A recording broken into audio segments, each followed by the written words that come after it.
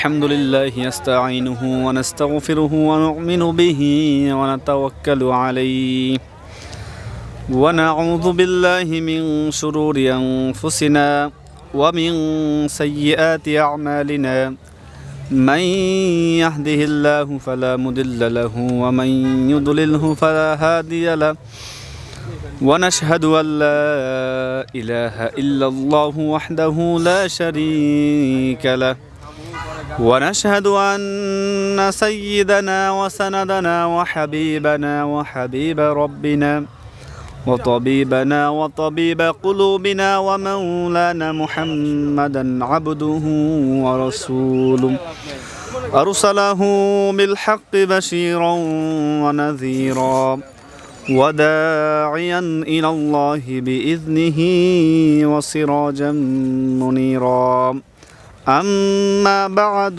فقد قال الله تعالى في كلامه المجيد يا أيتها النفس المطمئنة ارجعي إلى ربك راضية مرضية فادخلي في عبادي وادخلي جنتي الحمد لله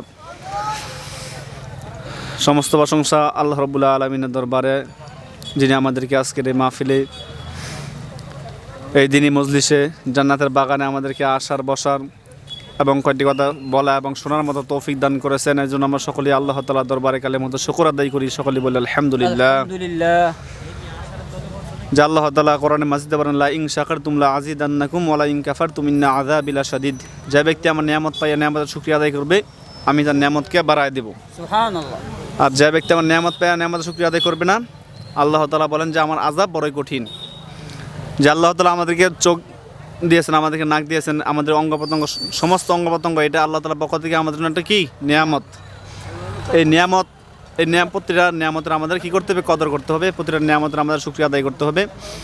কারণ আল্লাহ তাআলা কতগুলি নিয়ামত দান করছেন আমাদেরকে, এটার কোনো শেষ নাই, যেটা নাকি গণনা করে শেষ করা যাবে না। তো আল্লাহ তাআলা যতগুলি নিয়ামত দান করছেন, লক্ষ কোটি নিয়ামত দান করছেন, এইসব নিয়ামত আল্লাহ তাআলার পক্ষ থেকে আমাদের জন্য একটা কি রহমত, আমাদের জন্য নিয়ামত আল্লাহ তাআলার পক্ষ থেকে। এই জন্য আমরা নিয়ামতের কী করবো? শুকরিয়া আদায় করবো ইনশাআল্লাহ। সব শুকরিয়া আদায় করবো তো ইনশাআল্লাহ। ইনশাআল্লাহ শেষ করে দেবো নাকি?